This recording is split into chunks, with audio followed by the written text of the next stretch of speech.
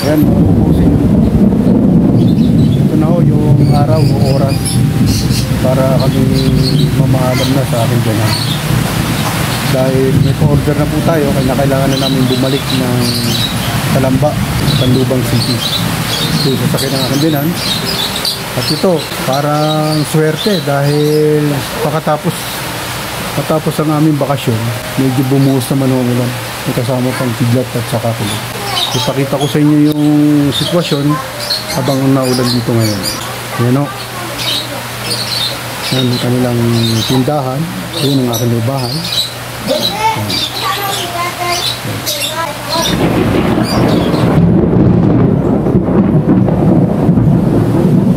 Yung kidlat sa kulot.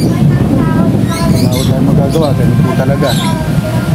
Kalikasan o, nakakalam yan. Sana naman po ay ligtas ang lahat ng ating kapwa saan man lugar dito sa Pilipinas. Naway walang maging problema at mapaglabanan ang mga bawat pagsubok na dumarating. Dalawang bag po ang dala natin. Ayan po, pake na. Pali yung isang bag po, ang laman yan ay pungaputan, papaya, pinya. Meron pa ang dalang suha. Dahil bibigay po doon sa dalawang hipag po nasa Calamba. Yung isa, pagpayong ka, umuulan. Yung isa, sa amin malapit sa MCDC, takop din ng Canlubang. Yan lang ang kagandahan dito dahil siyempre, alam nyo na, kung magulang talaga, wala yung ibang iniisip kundi ang mga tatagayin natin, kakayanin natin lahat ng padala para naman maramdaman ng mga anak nila na naman nasa Calamba City na yung pagmamahal na magulang ay nandyan pa at lubos na ipinapakita at pinadadama. So, uwi na po tayo. Samahan nyo kami. Mamaya na lang uli sa karsada sa dadaanan natin. Bossing, bumuhos ng ulan, napakalakas. Sumupulog at saka tumitibla to. Kaya mga kabosing, saan mang lugar kayo naroon dito sa Pilipinas o sa ibang bansa, ingat-ingat po lalo sa masamang panahon. Dito naman ulan lang talaga pero wala siyang hangin. Kumukulog at kumitidlat, normal lang yun talaga yan. Sadyang ganyan. Unang ulan eh. Sarap tulog-tulog na pagka ganyan.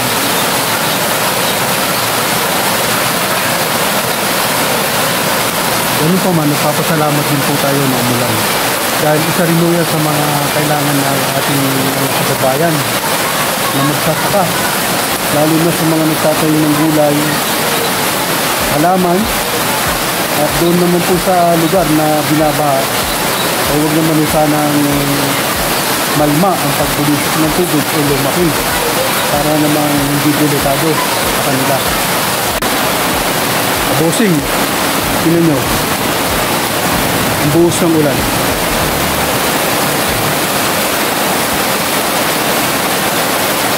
Yan yung bahay na ito, na ungkat na naman kanina ng aking mga ganan na dumito na daw. Alam nyo, sa totoo lang, wala naman yung problema dahil ako daw kasi katulad ko. Ayoko rin naman mawala yung asawa ko sa kanyang magulang. Palibasa ko kasi siya ang panganay. Ako bunso ako, aminin ko. Makananay ako, makalolo ako, makalolo. Sadya lang talagang ganun ang buhay. Nauna na sila. Kumbaga, wala na sila sa buhay ko dahil pumanang na. So, kung makakabuti at makakainam, at para sa akin, mas maganda na ang asawa ko nasa tabi ng kanyang magulang. Kung sakaling ako hindi natin sasabi, hindi natin kalain, mawawala. Gusto ko, nasa kanyang magulang siya. Doon ko siya kinuha, doon ko rin siya babalik. Yan ho ang katiran. Malaki-laki ho kasi ang gagastusin dyan. Pag mas kanya. Matagal na bahay na ho kasi yun. Kaya kung ating ipaparinig, papalarin po tayo, awan ng din. Papapagod na natin yun. Ganun naman po talaga sa Pilipinas. Pero kung maaari unahin natin yung maayos na nagkaroon ng panahon na sinasabi at saka sintunan. Kasi nagkakarating ho yan halos pinakamagalakan. Ngayon, para walang mahirap na usapan, yung problema sa susunod dapat maiayos nila natin. Bago sana mapangayos ang bahay, mapaganda, mauna muna yung dapat pamahalan para sa kabubuti ng lahat. Ito naman, paganda na po. Puro ng sito. Yan lang Kung yung kayo sa sakyan. Ito yung aking may bahay. Ayun. Nasa loob. Kapay na. Diyan ito. Nakapanampin ko. Hindi mo biro. Lakas. Paglit lang yan Mapahan ng tubig. Hindi ko na dito. Okay. Yung tangke ng tubig doon sa Bikina Farm. Sana pala rin po tayo na mapahos natin ang bahay niya. Okay. Ayan, ang ingay ko. Sana ang aking mga pabangkin nagkakagulo. Kanya kasaya. Kasama nila ang kanilang lolo't lolo. Masaya, po. Yan ang hinahanap ng aking Indian. Ayun, isang ipagtulog. Yel, kaway-kaway! Ayun, salamat. Kita nyo naman po ang lakas ng ulan. Yung puno sa bandang likuran na pagiliran ng bahay ng aking dalawa. Yung mga halaman Tuwang-tuwa. Nakaligo sila ng tubig ulan. Kita nyo, rambutan ang puno ng aso. Yan, ito yung lugar na pinaglabahan natin kahapon. Salamat nga po pala sa mga nag-comment at mga natuwa at nasiyahan sa simpleng ibinahagi ko. Ganun naman po talaga. Magpakatotoo tayo. Huwag tayo makipagplastikan. Hindi naman kasi kailangan makipagplastikan. Pag ginawa mo ang totoo, natural, mapapasaya mo ang kapwa mo. Kabosing. Ayan, medyo tumitila na siya. Sana tuloy-tuloy na para tayo makaalis. Ayan ready na po yung ating bagahe na dalawang bibit-bitin natin. Ang isa po niya na ay puro prutas. Ito naman po yung puro damit namin, misis. Nakita nyo, may mga langgam po. Ano kasi ang talagang nagiging ng rambutan yung langgam, pero normal lang talaga yan. Parang yan pa ngayon nagtatamis sa mga bunga. Sambag po yan may papaya, pinya, may lukban, at ang pinakamarami dyan ay yung rambutan na walang kamatayan. Mahina na, biglang buhos yan kanina, lakas. Kaya mga kabosing, sa parting ganito na may pag-ulan, pabor din ho yan sa ating mga kababayan at kapwa natin mga magsasaka. Nangangailangan ng tubig para sa kanilang mga gulayan, kalamanan, bubukid. Huwag naman sana lalakas at magkakaroon ng bagyo, lalo sa kapanahunan na to na nadaanin na ng mga talong. Siyempre, yan lang naman hubabawi at kikita yung ating mga magsasaka dito sa inabot ko sa Dolores Quezon, yung kanilang sources ng income. Ang puno ng talong, kalabasa, okra, sili, isa sa mga pangunahing niyan na pinagkakabuhayan. Kaya sana naman ay ating mahalin. Kaya doon po sa mga namimili sa palengke, hindi naman sa ako nangingialam. Baka naman pag naman po tayo tumawad, baka naman po pwede, wag naman natin sagarin. Kasi yan po mga mamimili na yan, sa totoo lang, malayo rin ang kanilang mga pinagkukunan. Gaya dito sa Dolores, siyempre, bago makarating yan sa syudad, natural, ilang tao ang dadaanan yan. Hindi ho biro dito dahil lalo dito, bulubundukin. Ang daan ho hindi pa masyadong semento. May semento, may rough road, may semento. Kumbaga, isipin din natin. Alam ko, nagtitipid din kayo, pero mas maganda naman sana, intindihin nyo rin at unawain. Kung magkano sana yung presyo na binibenta sa inyo, huwag nyo naman sobrang tawaran. Para naman kahit paano makatulong din po tayo di sa mga katulad natin magsasaka na narito sa ganitong pamamaraan. May mahinang pagkulog-kulog pa. Pero yung kidlat wala na ho. Sana tuluyan na ho itong tumila para ho tayo makauwi na. At medyo malayo-layo po aming biyahe mula rito sa Quezon, Dolores, sa daan ng San Pablo. At kami po ay magkukumute ng Bae, Los Baños, bago ang Calamba. Ilang bayan pa ho yung aming dadaanan. Hindi ko kasi natin pwedeng iasa na ihatid tayo ng aking biyanan dahil siyempre, una, meron din silang pinagkakaabalan. Pangalawa, kami lang ho ni Mrs. ang luluwas pabalik. Kung magkakasabay-sabay ang magkakapatid, obligado ho, inihahatid talaga yan hanggang doon.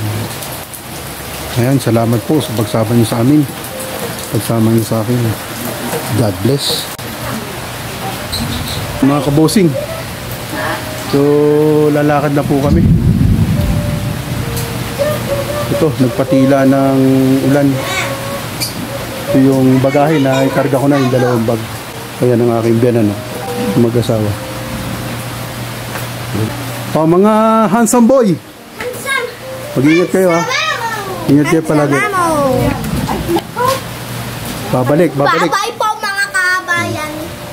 Bye-bye Sister. po mga kabosing. Bye-bye. Bye-bye po mga kabilahin. Subscribe kayo ha. Subscribe po kayo. Yan. Hit the notification bell and don't forget to like and subscribe. Choco, bye-bye. I love you. Ikaw din. Ha? Choco, bye-bye ha. Kabantayan mo ang ina at tatay ha. Huwag na kayo mag-away. Ang bait ni Choco eh. Pagdating ko rito, yan, inaaway ako eh. Ano, ang aming cholo.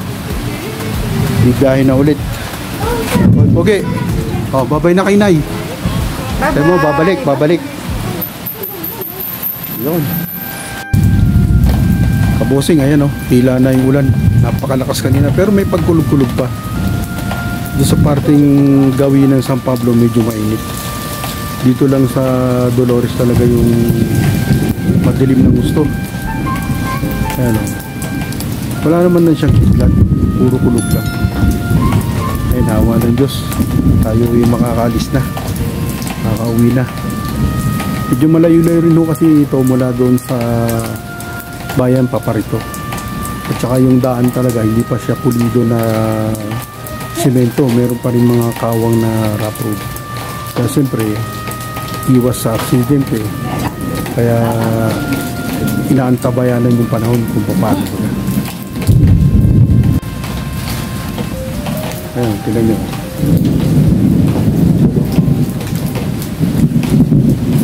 Bihis na ho tayo para lumuwas.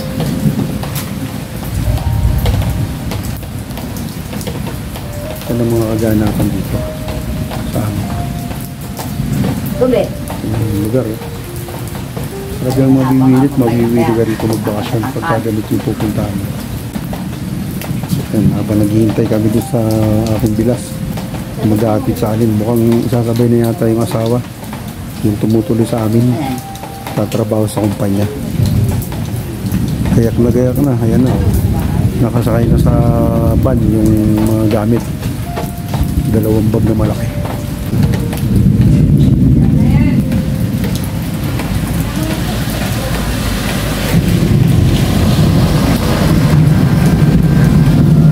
Karating lugar ng mga biyanan ko. Napakaliwalas ko kaninang umaga, mainit. Dito lang makapananghali sa kamulan. Ayan kabosing, pauwi na po kami. Ayan ang aking biyanan. Yung aking hipag, yung kanyang anak ko. Ito. Jen! Yung aming sasakyan. Jaren! Ayan yung aking bahay. Oh. Tumila na rin ang ulan, kaya kami lulusong na. At sa San Pablo na daw kami ihatid. Bye-bye! Tara, samahan niyo ako. Bye-bye! Bye-bye. Bye-bye po. Bye-bye. Ingat. Salamat Jen, po. bye-bye. Babalik po kami, babalik. Bye-bye.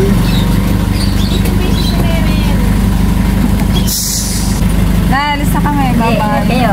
Salamat po. Kaulitin. Bye-bye, Nay. Bye-bye. Lolo, bye-bye na kay Nay. Yung tali niya. Nasa bag ko. Okay. Yan po mga kabosing. Tayo'y paalis na. Mamaya uli at isasara natin itong pinto. Ito, kabosing. Daanan natin yung nakita ko sa yung karamihan. Pulo nila sa oras. Maanong yung ulan dito malakas. Pinalampas po muna kami kabosing. Dahil medyo delikado po yung daan. Nakakainin kita kanyang anak grabe din kanyang business kasama tapos hindi lang yung dinadaan na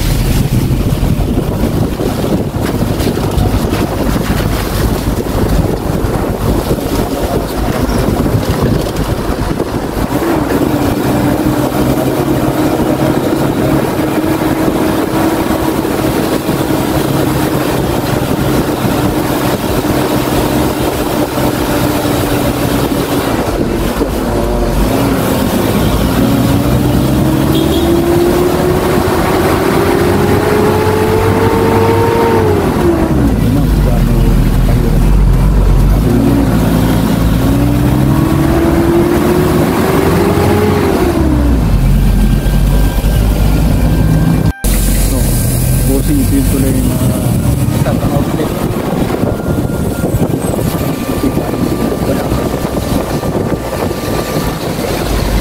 Malapit na po tayo sa bayang Nandobo.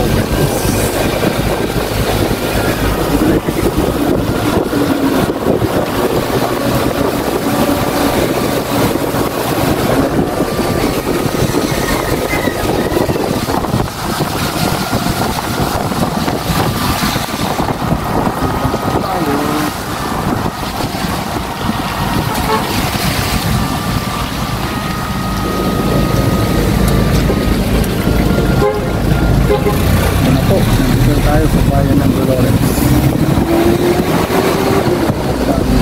Simbahan.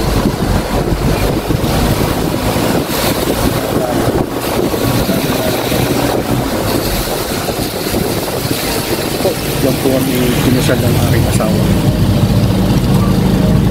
Simbahan.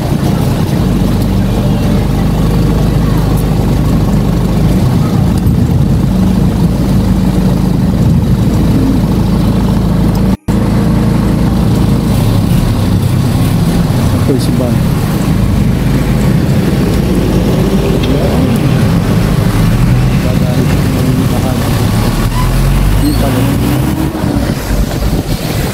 Yung pinakabayan ko sa Dumoles.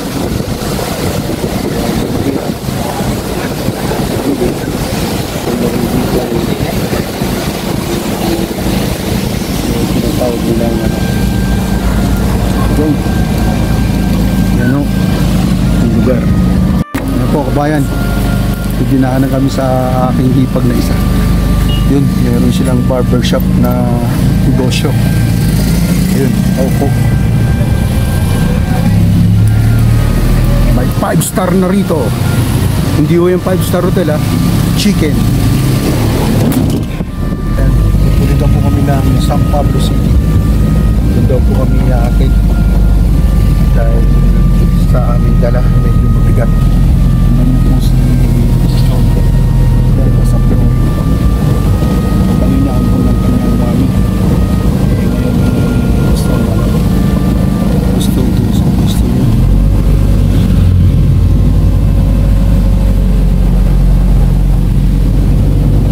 Pag nandun, punta na. Nagulang mo na po. Ayan, nandito na po tayo sa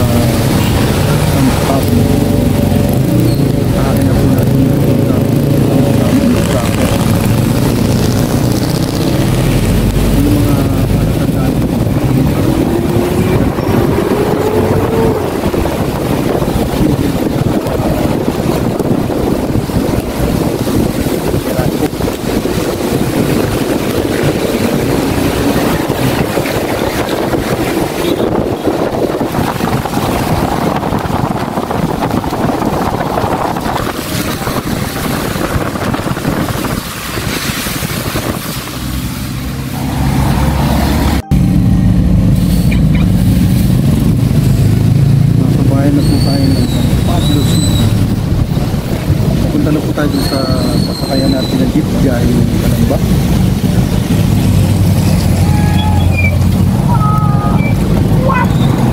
Medyo traffic po dito. Ayun na. Ano kaya? Gusto yung lugar.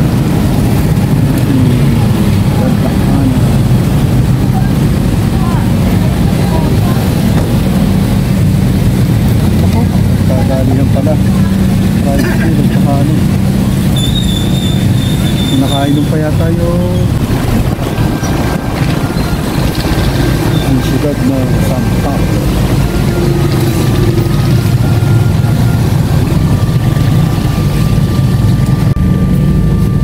Ayan po ang ating dinadaanan. Pagmasdan po ninyo para meron kayong landmark. Isa sa mga bagay na tuloy ninyong pagbasihan o tingnan kung anong lugar na to.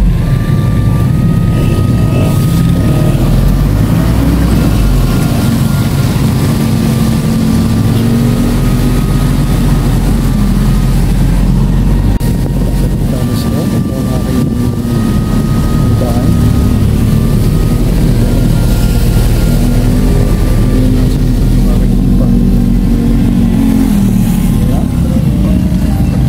Bilas na driver namin nalagatid sa amin. Kanyang anak nasa gitnaan.